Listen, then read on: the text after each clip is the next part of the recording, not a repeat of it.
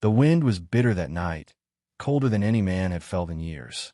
The kind of cold that stripped bark from trees and tested the will of even the hardiest settlers.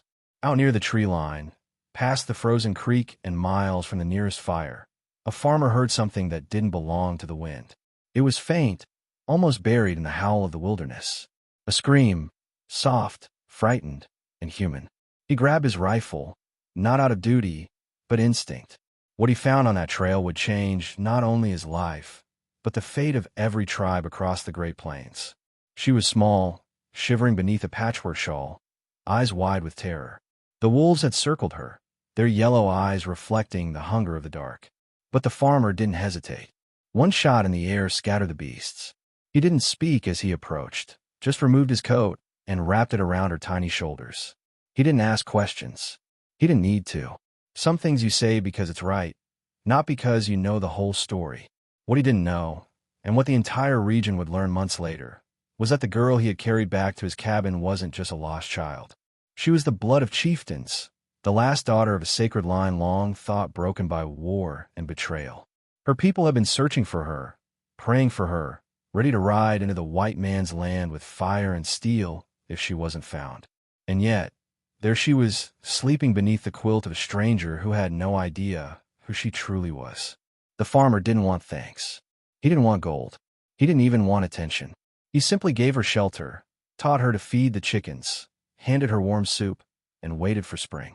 But something about her, her poise, the depth in her gaze, the way she listened to the wind, felt different. She was not ordinary. And even though she never spoke of her past, the way she carried herself told of a world far beyond his quiet field. What came next wasn't just a reunion. It wasn't just a return. It was a reckoning. Because when the riders came, faces painted, horses armored, eyes sharp with fury, they didn't find an enemy. They found a man, standing in front of his barn, unarmed but unafraid. And beside him stood the girl they had lost, holding his hand as if she had found something too. What followed would become legend. Not for the battle that didn't happen, but for the peace that was born from one quiet act of courage. The morning after the wolves, the farmer found her curled near the fire, still wrapped in his coat, watching the flames like they held answers only she could hear. He didn't press her with questions. He simply placed a bowl of oats on the table, pulled out a chair, and waited. She sat, hands trembling, eyes darting to the window as if the forest might still reach for her. But she ate, slowly at first, then with hunger only the desperate know. And that was all the man needed to know. She would live. Days passed, and the silence between them became a language of its own. He showed her how to milk the goats, how to chop kindling with careful hands. She showed him how to move without sound, how to listen to the trees like they were speaking. They came from different worlds, his built on plows and fences, hers on shadows and whispers. But in the quiet corners of the cabin, trust began to grow like spring shoots through thawed earth. He called her Lily, not because she told him to, but because she reminded him of the flowers that bloomed late and proud, despite the frost. She never confirmed it. She just smiled faintly, as if the name fit better than the one she'd lost. Her hair, long and tangled, glowed like river stone in the morning light. And while she spoke little, her presence carried weight. Something in the way she walked the land hinted at a past etched deep in tradition, deeper than the land he had worked his whole life. The neighbors were curious. A few came by under the guise of trade, eyes lingering too long on the girl by the well. One asked if she was a runaway. Another warned of tribal raids in the north. The farmer didn't answer. He simply closed the door. In the West, a man's home is his fortress, and his word is his oath. And he had given this girl protection, whether he understood the full price of it or not. But deep in the valley, word had already traveled, not through letters or messengers, but through firelight stories and wind-borne whispers. The lost daughter had been found, and the ones who searched for her were not ordinary men. They were warriors of the old code, bound by blood and vengeance. They had burned towns for less, and now their trail led straight to a cabin with a white man's roof and a farmer's heart. Winter clung to the valley longer than usual that year. Snow packed high against fence posts, and the creeks sang slow, icy songs. Lily grew stronger. Her cheeks gained color. Her eyes, once hollow, began to hold curiosity. She asked about the crops, about the stars, about why he had risked his life for someone he didn't know. The farmer, Always a man of few words, simply said, because no one else did. That answer made her cry for the first time. One night, she placed her hand over his as they sat near the fire. "You saved more than my life," she whispered. "You saved the peace of many." He didn't understand then. Not fully. But something in her tone carried the weight of prophecy. He remembered her flinch when she saw her own reflection in the wash basin, the way she touched the feathers tied in her hair like memories she was trying to hold on to. And in those quiet gestures, the truth edged closer. Then came the riders. Not many, just 3 at first. Painted faces, braided hair, coats made of wolfskin. They didn't approach the house. They watched from the ridge, silent as spirits. The farmer saw them while chopping wood. He didn't run. He didn't wave. He simply stood, his axe resting at his side, his gaze steady. Lily came out onto the porch, saw them, and said nothing. But the way her shoulders eased told him she knew them. The next morning, a bundle was left on the edge of the fence, dried berries, a carved wooden eagle, and a single arrow bound in red cloth. An offering. A message. She opened the cloth, read the pattern carved along the shaft, and nodded. "They are not here to take me," she said softly. "They are here to see if I am truly safe." The farmer didn't reply. He just turned back to the barn and began sharpening his tools. Safety, to him, was not a word. It was a promise. But promises in the West come with cost. The nearby town began to buzz. Rumors of native scouts watching from the hills, of a war party waiting in the woods. Some men cleaned their rifles. Others whispered about riding to the cabin. And as tension rose like thunderheads over the prairie, the farmer stood firm. Because he had learned something truer than fear. Sometimes, the right thing is also the hardest. And if protecting her meant standing alone against both wolves and men, then so be it. The townsfolk came in groups of 2s and 3s, some pretending to check on the farmer, others more direct in their suspicion. They didn't like what they couldn't understand, and a girl with skin like earth and eyes like fire didn't fit into their picture of safety. One man accused her of being a spy. Another warned of uprisings. But the farmer didn't flinch. "She's under my roof," he said plainly, "and nothing under my roof gets harmed." In the West, that was more than a statement. It was a declaration of war. That night, Lily didn't sleep. She sat on the porch with the farmer's old rifle across her lap. "I won't bring ruin to your home," she told him. "If they come for me, I'll walk away." He stared at her, long and hard, before he said, "You leave, they'll find you. You stay, we fight. I'll take the fight." His words weren't grand. They were iron. And something in Lily's heart, fractured and restless, settled for the first time since her capture. She was no longer just a guest. She was his. In the days that followed, the town became restless. The sheriff, caught between law and fear, rode up to the cabin. He tried to speak kindly, but his words were dipped in doubt. "You sure you know who she is, Jack?" he asked. The farmer didn't answer with words. He opened the cabin door. Lily stood tall behind him, shoulders square, head high. "You're looking at the only reason we haven't all seen blood yet," Jack said. And that shut the sheriff up good. What the town didn't know was that the tribes had been watching closely, not just the farmer, but the town. They had sent scouts not to attack, but to measure. They wanted to see how the white man would treat one of their own when he didn't know she was royalty. They watched the kindness, the protection, the trust. And what they saw was a man with no badge, no blood tie, offering more dignity than any treaty had ever promised. That meant something. Then, one morning, the hills moved. Riders appeared not in 2s or 3s, but in scores. 50, maybe more. They didn't come with war cries. They came in silence. Leather and feather, shadow and light. They surrounded the cabin, but not like wolves. Like guardians. Lily stepped outside, her braid tied with red and gold. She looked to the horizon and whispered, "They've come not for battle, but for judgment." And beside her, Jack stood tall, his hands empty, his courage full. The leader dismounted slowly. He was older than the rest, with eyes carved from stone and a voice like falling rain. He said nothing at first, just looked at Lily, then at Jack, then back at Lily. She bowed, not out of submission, but out of reverence. When she lifted her head, the entire valley seemed to pause. "This man," she said, "saved the daughter of the wind." He stood between her and death, between her and hatred. He gave her no chains, only warmth. The chief turned to Jack and studied him long. Did you know who she was? He asked. Jack shook his head. Didn't matter. That answer traveled through the warriors like a breeze through dry grass. No one spoke, but the silence was heavy with meaning. Finally, the chief placed a hand on his own chest, then pointed to Jack. You carry the spirit of a tribal father. You do not take. You keep. It was the highest honor a man like Jack could be given. Then came the gift. A pouch made of white elk hide, filled with red sand and carved bone. Place this on your threshold, the chief said, and no tribe will raise a hand against your land. Jack took it gently, almost reverently, and nodded. He didn't need to understand its full meaning. He knew what it cost to earn. Behind him, Lily smiled for the first time in days, not because the danger had passed, but because her people understood. The riders did not stay. They didn't need to. Their message had been delivered, their judgment made. As they vanished into the hills, Lily remained by Jack's side, still and silent.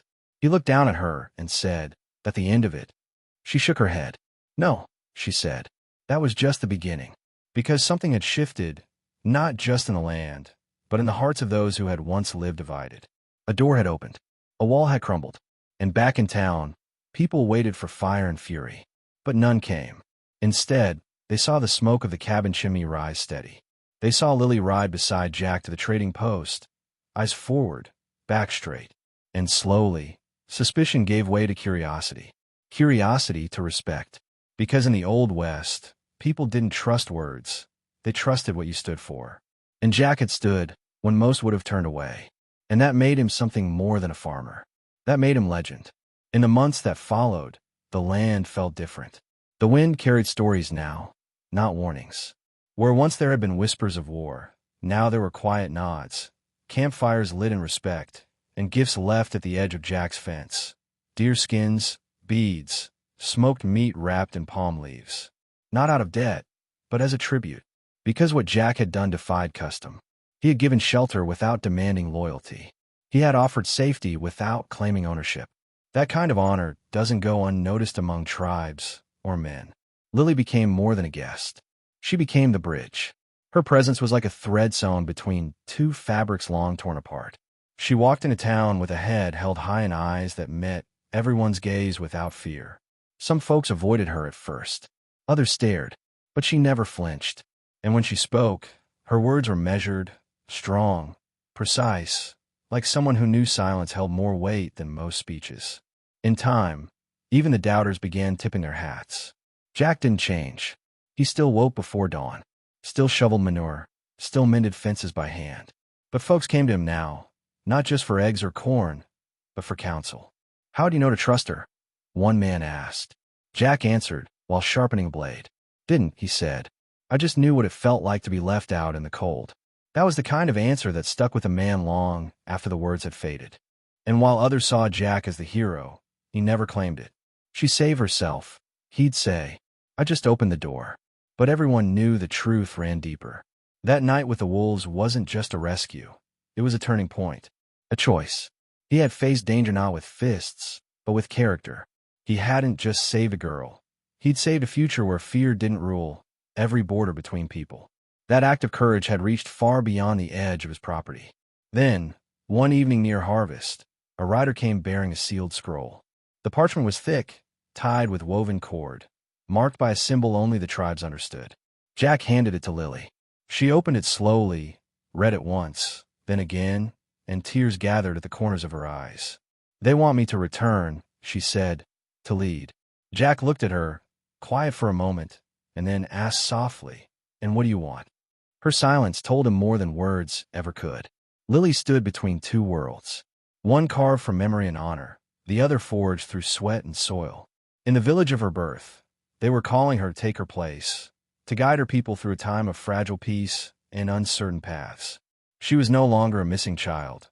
She was the symbol of a new era. But here, with Jack, she had learned another kind of strength.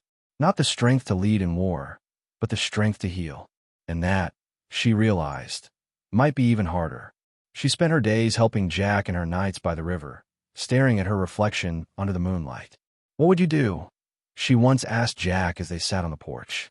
He didn't answer right away. He just stared at the stars, then said, "Doesn't matter what I'd do. Question is, where does your fire burn brightest?" It was the kind of wisdom you don't find in books, but in the bones of men who've lived close to the land. The decision tore at her. To leave would mean walking away from the man who taught her how to breathe again. To stay would mean turning her back on a people who needed her voice. And yet, she also knew, because Jack had shown her, that sometimes you don't have to choose. Sometimes, you build a path between both places, one step at a time. So she made a decision, not of departure, but of purpose. She would go, but she would return. On her last morning at the farm, Jack handed her a pouch of seed, corn, beans, squash. Plant them when you get there, he said. If the land accepts M, so will the people. She tucked it into her saddlebag, then looked him in the eyes. I'll come back with stories, she promised. You better, he said, smiling faintly. Someone's got to keep me from talking to the chickens too much. And just like that, she rode out, not as a girl running from danger, but as a leader riding toward destiny. The townsfolk watched her leave, and for once, no one whispered. They just stood in silence, hats in hand, watching the trail where dust rose behind her. Because they understood now, what she carried was more than bloodline or title. She carried a piece of all of them, and in her, a war had been prevented, a future had been rewritten, all because one quiet man listened to a cry in the woods. Seasons passed, and with them, the memory of Lily's ride became something of legend. Children in town would whisper tales about the girl who tamed wolves and the farmer who faced down a whole tribe with nothing but kindness. But Jack never spoke of it. He just tended his fields, mended his fences, and left an extra chair on the porch at dusk. It wasn't hope, exactly. It was something steadier, a knowing. He had seen many people come and go in his life, but Lily was a returner. Then, one spring morning, she did. The dust cloud on the trail was unmistakable, but what Jack noticed first wasn't the riders. It was the flag they carried. A new banner, stitched with symbols from both her tribe and the settlers' plains. When Lily dismounted, she had grown, not just in years, but in bearing. She walked like one who had stood before fire and not flinched. She wore her people's regalia with a settler's scarf tied around her neck. She had become the bridge. Behind her came more than riders. There were elders, farmers, young warriors, traders, all seeking the same thing, a way to live together without tearing each other apart. And where did they gather? On Jack's land. Beneath the old sycamore near the barn, they shared stories, exchanged tools, offered songs. No speeches, no laws, just respect. Jack watched from the porch, carving a new handle for his hoe, letting the world catch up to what he had known all along. That peace doesn't come from power, it grows from kindness. Lily sat beside him that evening as the sun dipped behind the hills. You were right, she said. You plant the right seed in the right soil, it grows. He looked at her, smiled, and said, Told you them beans would take. They both laughed, but behind their smiles was something more, something rooted in years of shared silence, trials, and faith in what could be. That gathering marked the first of many. Every spring, they returned, not out of duty, but remembrance. They called it the Season of One Fire, a tribute to the night Jack lit a single lantern on his porch and changed the course of two nations. And while the world beyond still held its share of fear and folly, there, on that patch of land once soaked with frost and solitude, a new story had begun. One that wouldn't need legends to survive, just memory and the will to live by it. With each passing year, the valley flourished like never before. Where suspicion had once hung like smoke over the hills, now there were paths, real ones, connecting cabins and villages, the town and the tribal lands. Trade grew not just in goods, but in understanding. Children from both sides learned each other's songs. Elders shared tools and traditions. And at the center of it all stood that old farmhouse, where it had always stood, watching history take root without ever needing to shout. Jack never asked for praise. He didn't need his name in any book. But those who came through knew. You could feel in the soil, in the quiet creak of the porch boards, in the way folks treated each other on that land. Lily once said that his farm had become holy ground, not because of what was built, but because of what had been protected. A girl, a future, a truth the world had forgotten. That doing the right thing rarely comes with fanfare, but it always echoes. In time, Jack began to slow. His hands, once strong enough to carry bales alone, grew more weathered, more deliberate. But he never stopped. Every morning, he fed the hens. Every evening, he walked the fence. And every week, he checked the little leather pouch Lily had returned to him, a gift from her people, filled now with herbs and stones that told their own kind of story. He never said it aloud, but in his heart, he carried pride, not in himself, but in what they'd built together. Lily came often now, not to stay but to walk. Sometimes she'd bring others, tribal leaders, settlers, even children born long after the fire faded. They'd sit beneath the same sycamore and listen as Jack spoke in his slow, dry way. "You can't fix a broken world in one winter," he'd say, "but you can start with your own gate." And they'd nod, write it down, carry it back home like scripture. One afternoon, as summer drifted toward harvest, Jack placed a hand on Lily's shoulder. "You remember that night?" he asked. She didn't have to ask which one. "If I hadn't gone out there," his voice trailed. Lily looked at him, her voice steady as stone.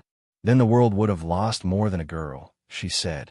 "It would have lost a man who reminded us what mercy looks like." And in that moment, the past and future stood still, joined by the simplest, oldest truth of all, that the strongest legacy is the one born not from power, but from compassion. The land had always carried stories. Even before fences and barns, before wagons cut ruts into the valley soil, the hills whispered tales to the wind. But now, for the first time in generations, those stories were shared freely, around fires, under stars, between people who once saw each other as strangers. And at the center of that shift stood the man who never sought to change the world, only to do the next right thing. Jack had become something of a myth, but he never let the weight of it change him. He still wore the same hat, rode the same horse, and answered questions with a quiet grunt and a sideways glance. When people asked how it all began, they expected a tale of destiny or divine signs. But Jack always pointed to a single night, a single choice. "I heard a cry," he'd say. "Didn't think about it. Just moved." And that was the part that stayed with folks. Not the girl's royalty, not the tribe's alliance, but the fact that peace had begun with a man stepping into the dark, for someone he didn't know, expecting nothing in return. Lily eventually became a legend in her own right. She led her people not with force, but with vision. Her rule was marked by balance, between old ways and new, between tradition and trust. But she always returned to the valley, always rode the trail that brought her back to the man who had once shielded her from the cold with nothing more than a coat and a heart too big to measure. And each time she arrived, she brought with her new travelers, people searching for that same spark of goodness they had only heard in whispers. The farm became more than a home. It became a school, a sanctuary, a seedbed for something the world desperately needed but rarely named.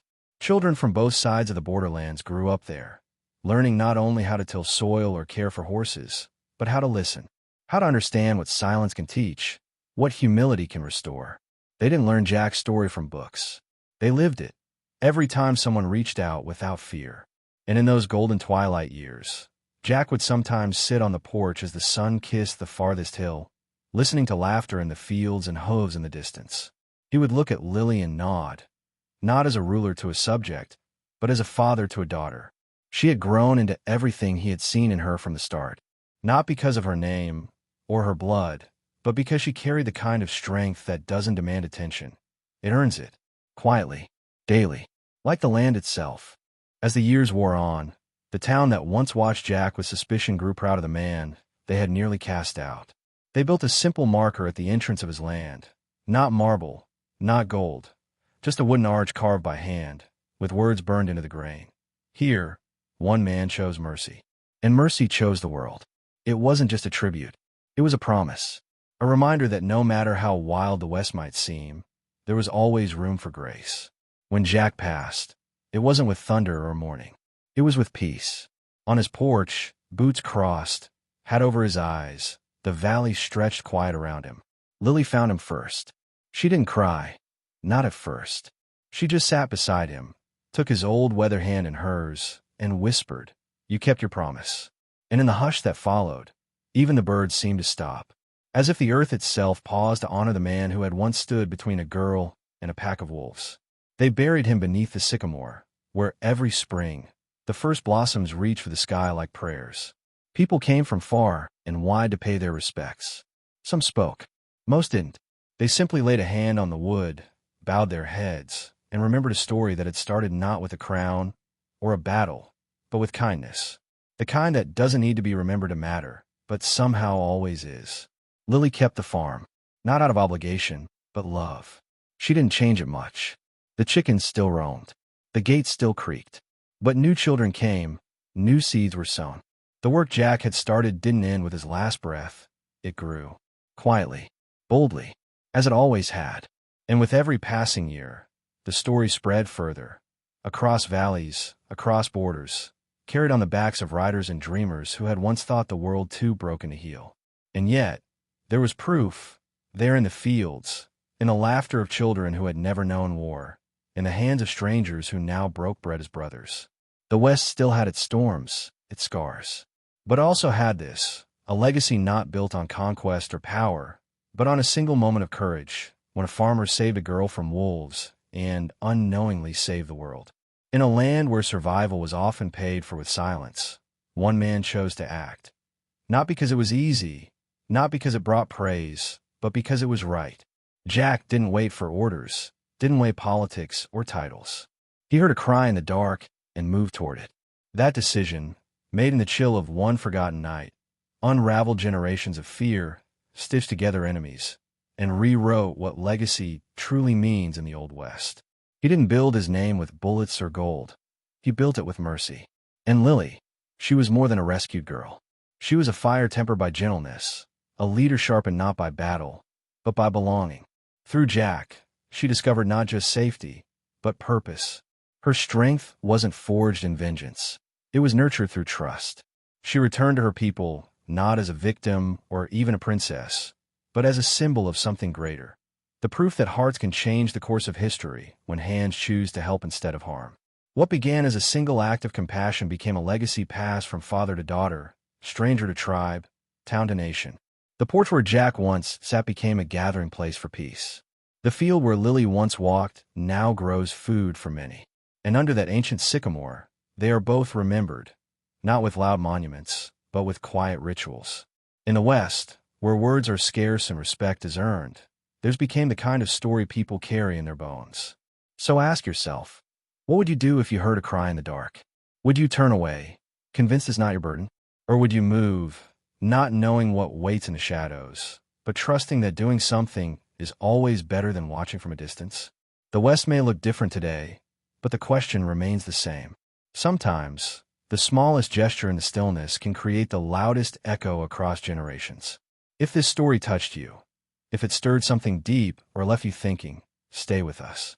Subscribe for more stories like this, where silence speaks louder than glory, and ordinary people remind us of what extraordinary really means. Share your thoughts below, and tell us what part stayed with you.